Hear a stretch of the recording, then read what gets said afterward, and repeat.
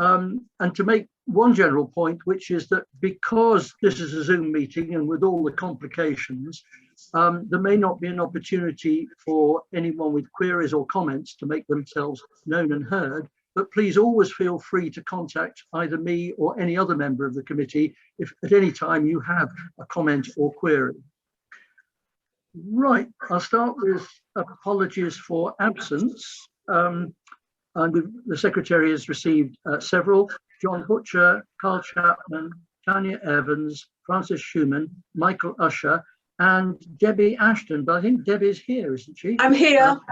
Good, nice to hear you. And I can't see you at the moment, but never mind. Good.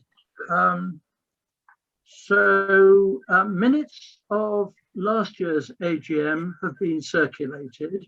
And I'll sign the copy that I have in front of me in a moment. Matters arising from those minutes. I've discussed this with the Secretary and we've not been alerted to any, but I would like to make a comment on the any other business on the minutes. There were several queries about the apparent abolition of our junior membership. Carl explained that that was in fact not how it was working. But as a result of that and other comments, we have been looking this year more at our educational responsibilities. And that they've been moved up the agenda somewhat by making education a remit of the Membership and Events Committee. That's still very much in progress, and a number of members of that committee, which is being reformed, will be meeting very soon to discuss how the society could improve its educational offerings, not just or not only to schools, but to young people in general. So please, any developments there will be notified in Naturalists. The annual report, item 4 now, the annual report was presented in a slightly different format in Naturjack. I hope this was helpful. It was intended to be a bit more informative than previously and to provide information for the Charities Commissioners. So that I don't think there's any need for me to comment any further on that. And we move on to the presentation of the Treasurer's report. So over to you, Jim. Thanks, Tony. Good evening, everyone. I think we've got quite a house full, 34. That's more than last year. Thanks to the people unable to attend this meeting, Tanya Chapman and Carl Chapman. Tanya's my assistant and Carl is co-opted into the Finance Committee, and they help ensure the integrity of the accounts that I produce at the end of every year, and also our business conduct as well. And then, of course, thanks to Tony Leach, the chairman, who chairs the Publication Committee in 2021. And he sent welcome packs to 50 new members. And as over half of our sales are online, and Tony packed and posted 89 in the year, containing 60-odd bird and mammal reports and a similar number of other books. And he also supplied all the 8 shops that we deal with boxes of publications, so he needs a lot of thanks. I've prepared that, which is the legacies. We had £16,000 from the legacy of Barbara Ann Fox. She made her will in 2012 to benefit our society, and we had 11 other charities we had to share her legacy with. But so it was a large legacy. She was a member from 1972 until she died in 2020. So for the last 8 years, we weren't listed on her will. We also had £7,000 total from the Sarnia Charitable Trust. I don't know if anyone watching needs to know, but I expect it needs to be explained. The Sarnia Trust has donated over 61,000 since 1975, and our beneficiary on it, so to speak, is a former former president of the society, Tim Peake, retired surgeon in Guernsey, past trustee of the Norfolk Wildlife Trust, and he's a trustee of the Sarnia Trust, which devotes its funds to various wildlife charities, including ours. We had a total of 123,219 in accounts at the end of 2021, which was up 15%, which largely due to that, those two legacies and gifts. And with increase in sales and membership, that will all pay for the new publications planned for later this year, which we've been told about in the annual report. A new research programme of projects Mark Collins is leading at Broadland Country Park is going to cost us something, and a proposed education programme, and we plan to reduce our reserve to pay for these initiatives. The annual report, which was in the Natterjack insert at the end of the report, is my financial statement. What was published, you may have seen a couple of interesting figures in there for the start of year balance and the end of year balance for the previous year, which inadvertently got turned to zero when they were published. But that's not what went to the examiners, and it's been corrected, and it'll be correct on the website. And the website will have the certified accounts once they have been. They're already with the accountant. And the earlier annual reports are listed on our website. I don't need to go through the statement of accounts as far as I can see, because it's all there in what's been printed. So the membership trends, which I was going to share with you as well, that was going to be a shared graph, but basically anyone who saw last year's fantastic climb up to 675, well, we did lose 32 members last year, but we had 50 new ones, and currently the number is 690, which is higher than ever before. If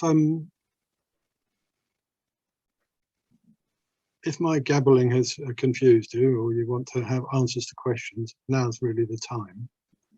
You have to unmute yourself to do that if you want to do it now, or you can email me at membership@nnns.org.uk. And I'll hand back to Tony, I think, now, unless you've got more questions for me now. Are there any questions to Jim? Anyone has a burning question to Jim? Can be sorted. Okay, well, thank you very much for that and your work over the year, Jim. Thank you. Okay. In that case, move on to agenda item 6, which is the very good news that the council is presenting as a nomination for president for the forthcoming year, Dr. Pam Taylor. I expect most of you know Pam in one way or another, a very long-standing member of the society with a particular interest in dragonflies, and she's been the county dragonfly recorder for many years. She's also been president of the British Dragonfly Society. So welcome, Pam, and we look forward to hearing you with the presidential address sometime in the future. Right, well, we could clap, but there's not much point, is there? But we do all welcome you. Thank you. Now, before I hand over to James Emerson, Secretary, for the details of the elections, I just want to say one or two things about our officers. First of all, the sad news that Peter Lambley died earlier this year, and in due course an obituary will be published in Transactions.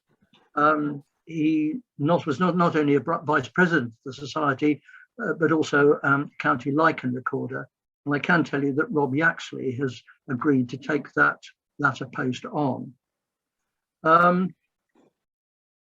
The other comments that I want to make are to introduce two members for whom you have actually voted, thank you, but whom you may not know well. First of all, John Hobbs, who's agreed to stand and is now been elected secretary. James Emerson, after many years, has resigned and will be taking up editorship of Transactions. James was possibly the most helpful and efficient secretary it is possible to imagine.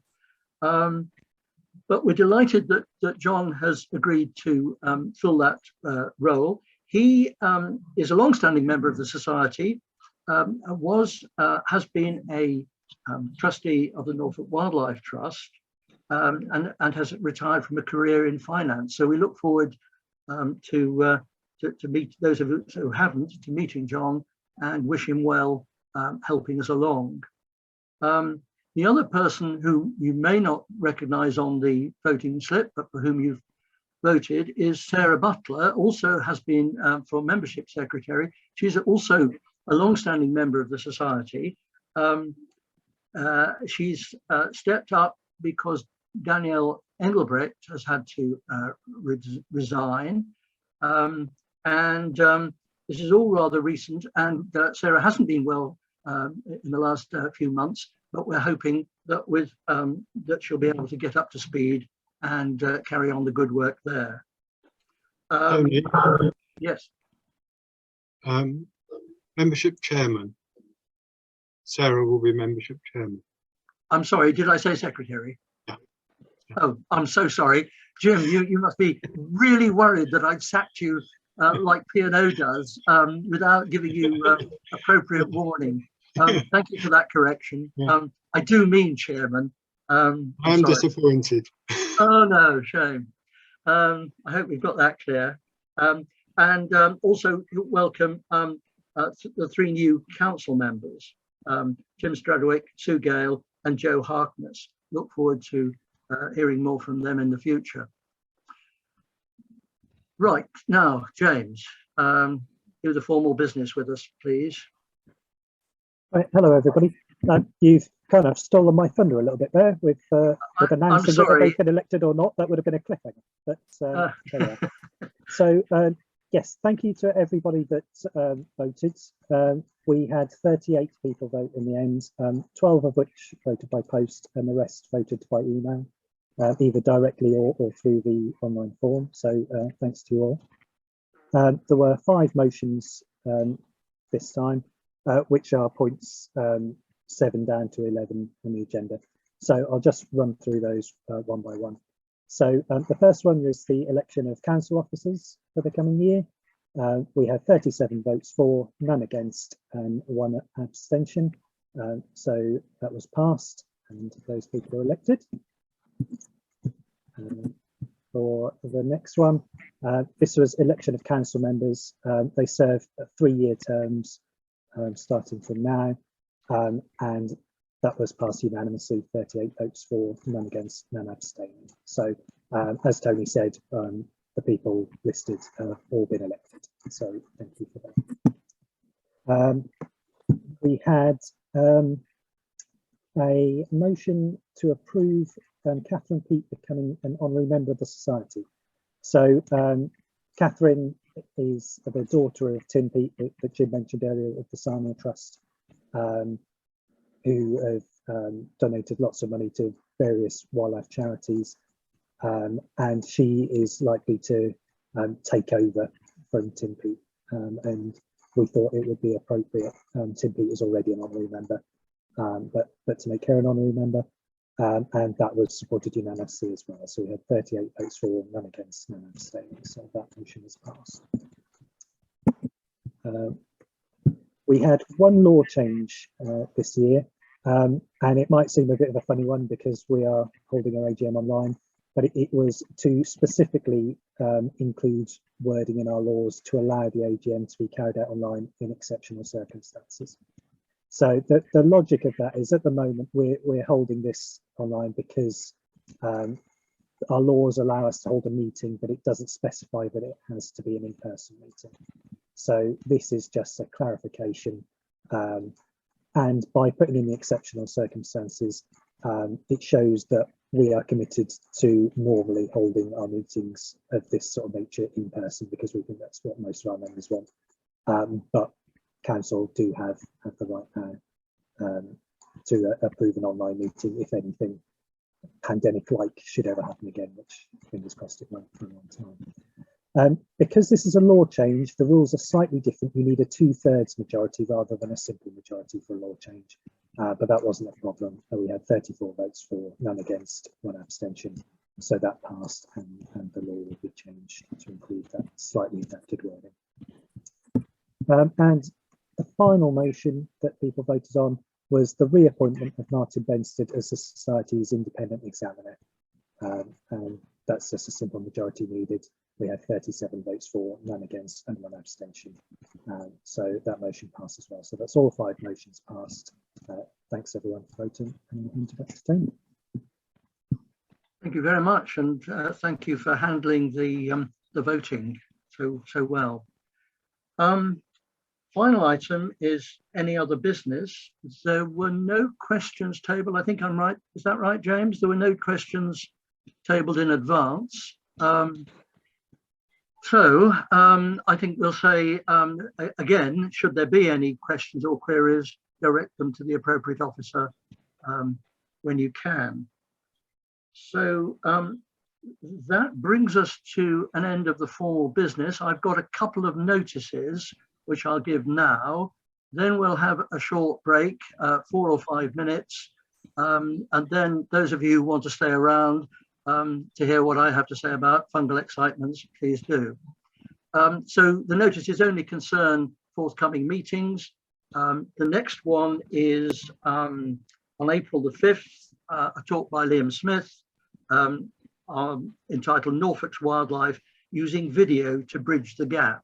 He's been involved in producing educational videos and wants to share them with us, and we want to hear what he's been doing. That will be a Zoom meeting. There will be a link on the website. Hopefully that will be the last Zoom meeting for the Society, because on May the 10th, Tuesday, May the 10th, we have the long-awaited presidential address from our outgoing president, Nick Atchison. We'll give us a chance to thank him.